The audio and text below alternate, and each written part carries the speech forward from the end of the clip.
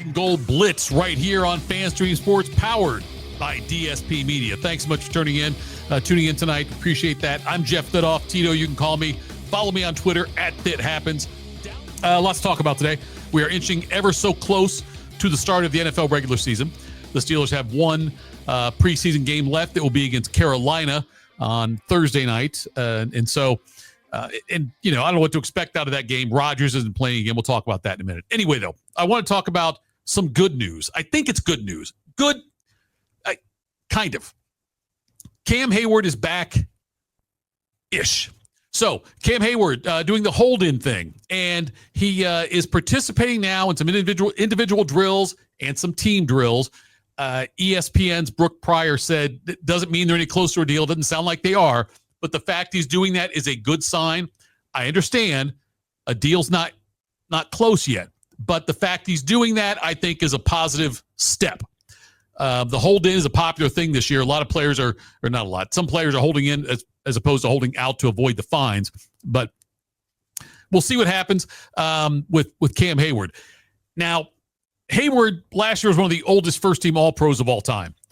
He's got 2 years left on his contract, and he signed a contract, if you remember, last summer, and he also missed some practice time then. But he signed a contract last summer. He's got 2 years left. He's due to make just under $15 million this year and $14.5 million in 2026.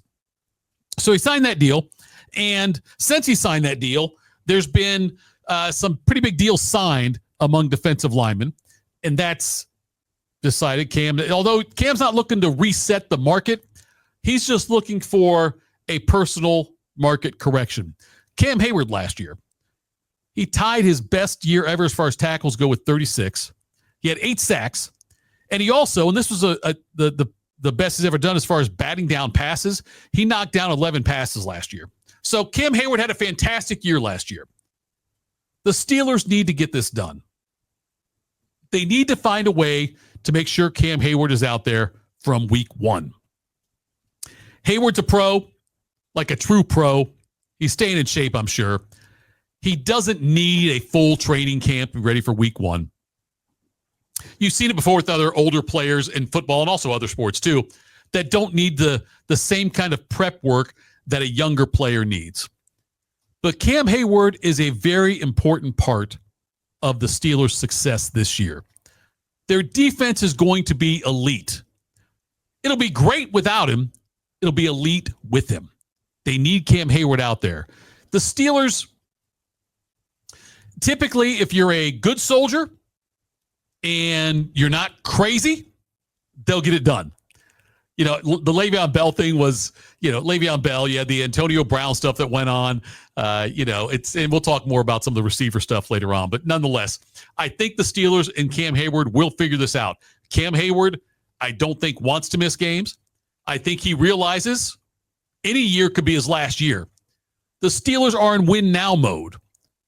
That's why they got a 41-year-old quarterback. Now, DK Metcalf, I know, is not a win-now mode player. He's certainly an asset, but he signed a 5-year deal, so he's there for the long haul. And, by the way, long in the NFL's 3-year window. But it's an important year for the Steelers, for Mike Tomlin, this team that hasn't won a playoff game in so long. And so I think the Steelers will get it done. I don't blame Cam Heyward for doing what he's doing. This is the last time in his NFL career he will have leverage. Because after this year, now you're talking 37. And, advancing 1 year in the NFL from 36 to 37 is not 1 year. It's like 4 years. It's like a dog years thing almost. Cam Heyward will be 37 next year, so he's got it. This is his last opportunity. And he wants to get big guaranteed money, and we'll see with the Steelers if they come through with that or not. One of the reasons why the Steelers defense will still be great without him, I believe, is first-round rookie defensive tackle Derek Harmon. Against Tampa Bay, the Steelers lost that game, as you well know, 17-14. The one home game they get in the preseason this year, since they play 3 now, they rotate it. Some years they get 1 home game, some years they get 2, back and forth. This year was the one preseason home game situation. And against Tampa Bay, first of all, the Steelers' run defense did a great job. In the first half, they did they really shut down Tampa Bay's running game. Derek Harmon, though, And first of all, don't forget, folks, he's 6'4" and about 315 pounds. This dude is massive. And he had his first sack in an NFL game. It's a preseason game. I get it. He wasn't great against Jacksonville. Looked much better against Tampa Bay. He sacked Kyle Trask, and it was for an 11-yard loss. He finished the game. He had 3 total tackles. He also had a tackle for loss and that sack, and looked really good. Harmon's going to be a special player this year, and I can't wait to see Harmon in there with Heyward and the guy. Oh, it's going to be a lot of fun to watch the Steelers defense this year. They've got to get Heyward in there, but they're set up for a fantastic defensive season. Caleb Johnson, he had 11 carries for 50 yards, a big running back out of Iowa. Also looked good. Now, Jaylen Warren didn't play again, but Caleb Johnson is going to cause problems as long as the offensive line can block for him. That's the biggest key on this Steelers team, I believe. I'm going to assume Cam Hayward's in camp, and the offensive line is what we've got to watch for the most. If they can protect Aaron Rodgers, and we'll talk about that in a minute also because something happened there, but if they can protect Aaron Rodgers and open up some holes for Warren and for Caleb Johnson, it's going to make things a lot easier for this Pittsburgh offense. And I think that and Johnson, I believe, will play against Carolina on Thursday night, get a chance to see him a little more. He's a very shifty runner. He is shiftier than you would think for his size, but he'll be fun to watch this year. Now let's get to Aaron Rodgers. Aaron Rodgers, 41 years old. By the way, he's showing signs of leadership with this team. I think Aaron Rodgers is genuinely happy to be a Pittsburgh Steeler. I know there was a lot of talk before about him going to Minnesota and wanting to go there, and that may very well have been the case. Minnesota may have been his first choice, throwing to Justin Jefferson, Jordan Addison, TJ Hawkinson out there playing in the dome and playing under an innovative offensive coach. That may very well have been the case that he wanted to do that. However, I believe Aaron Rodgers is very happy in Pittsburgh. Mike Tomlin said he knew early on that Rodgers would end up signing there. He's excited about Rodgers. Rodgers excited about Tomlin. He loves Mike Tomlin. And, Rodgers he came out before when we first got there, he told his new teammates that, look, don't judge me based on what you've heard about me. I'm paraphrasing here. Get to know me. Then form your own opinions. I've talked to people that know Aaron Rodgers. I've talked to former teammates of Aaron Rodgers. And they've all said the same thing. He's a very intelligent person, big eccentric, but very intelligent, and a good teammate, like a really good teammate. Rodgers came in and said he would help to mentor Will Howard. Now, me being here in Columbus, Ohio, Steelers fan, don't get me wrong, but being Columbus, Ohio, I'm a Will Howard fan. I hope Will Howard gets a shot at being the Steelers starting quarterback someday. And I was thinking about this, that if you're someone who believes in Will Howard, like me, the best case scenario is for the Steelers this year to win a playoff game, at least one, to where Rodgers wants to come back next year. If that happens, then Will Howard, who's missed all the preseason games because of his injured hand, but you give Howard a second year under Aaron Rodgers, and then by year 3, I think Howard's ready to step in there.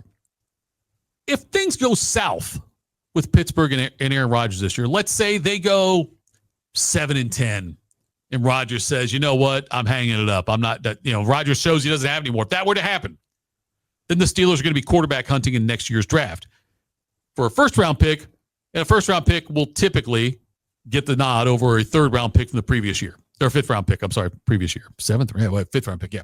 Anyway, sixth-round pick. Wherever Howard got picked. I can't remember where it was now. Nonetheless, what I'm saying, though, is the notes aren't in front of me for that part of it. But, yes, if the Steelers have a bad year and Rodgers hangs it up, they will be looking for a new quarterback to develop next year.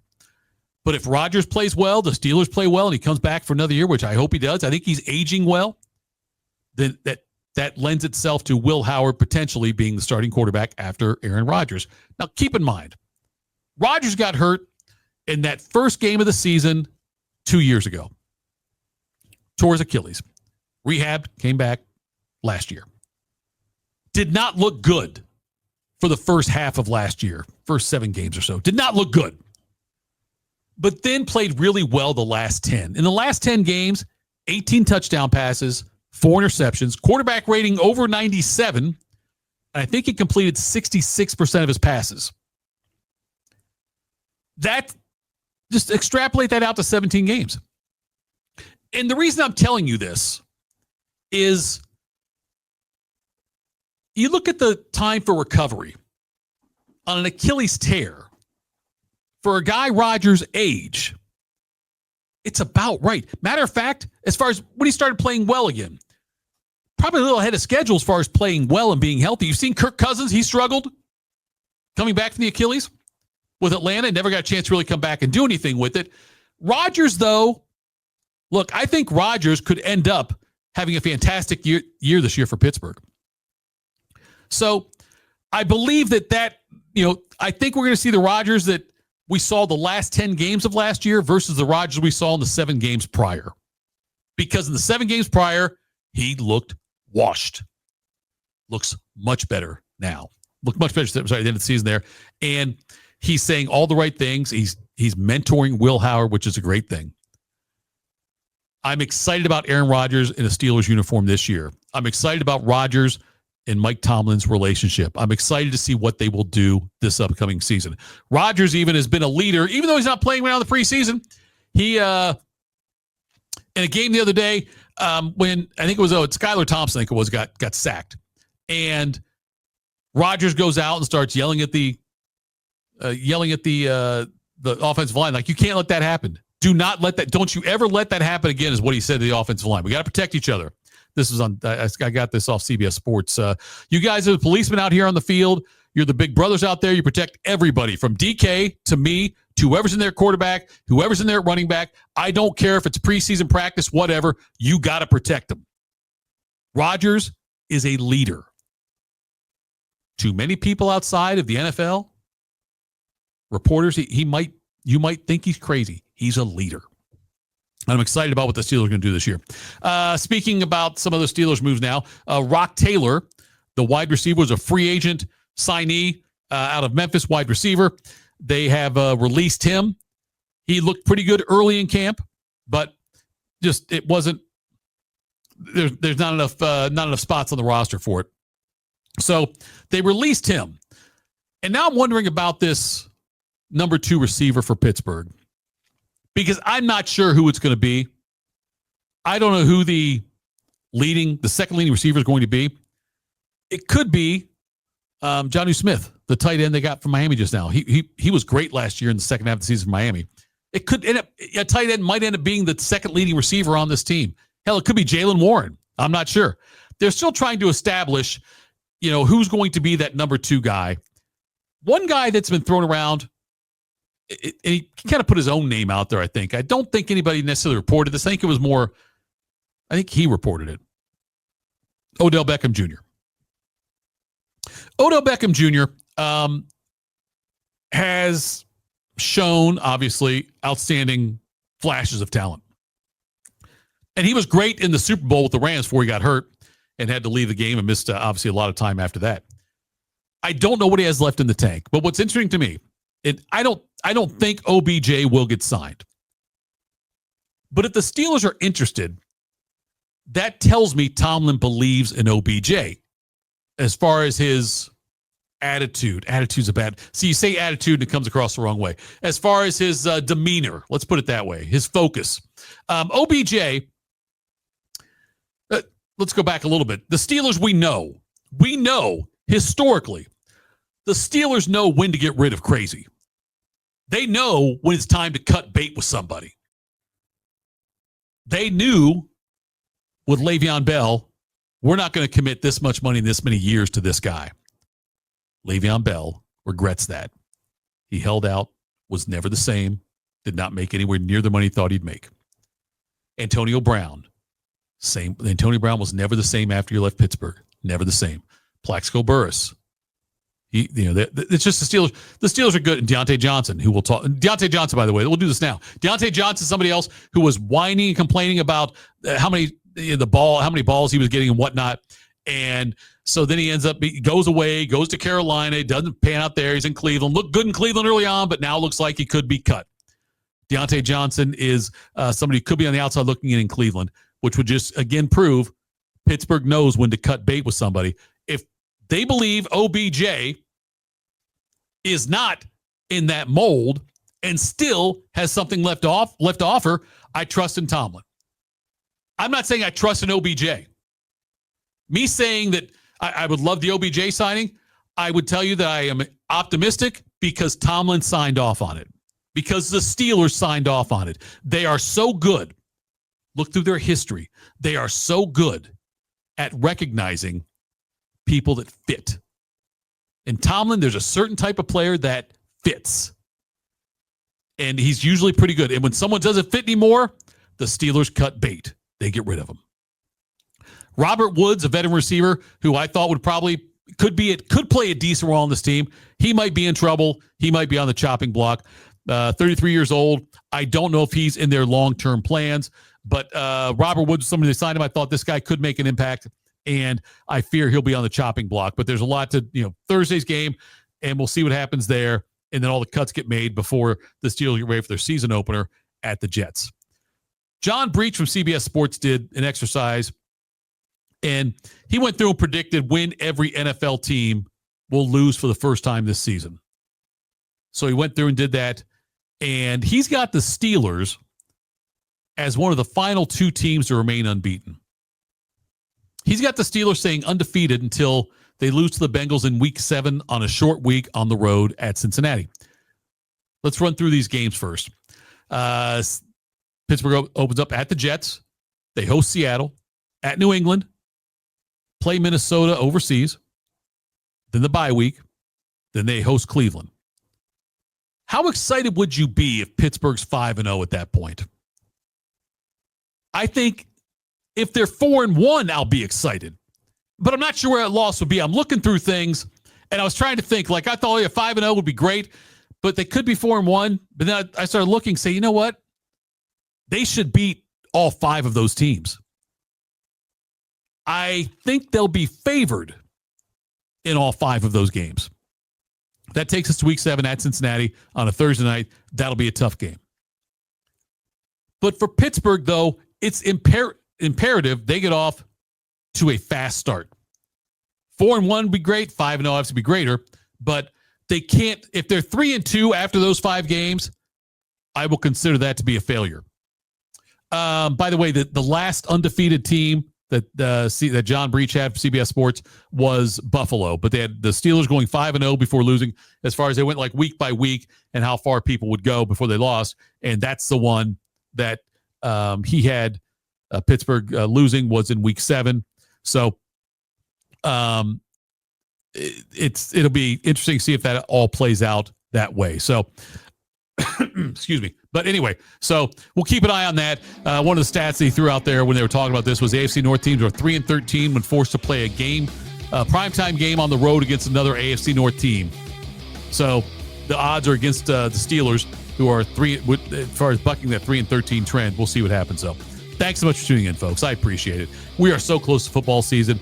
I cannot wait. I'm Jeff Thidoff. Tito, they call me. Follow me on Twitter @ThatHappens. We'll talk again. Go Steelers. Black and Gold Daily Blitz on FanStream Sports, powered by DSP Media.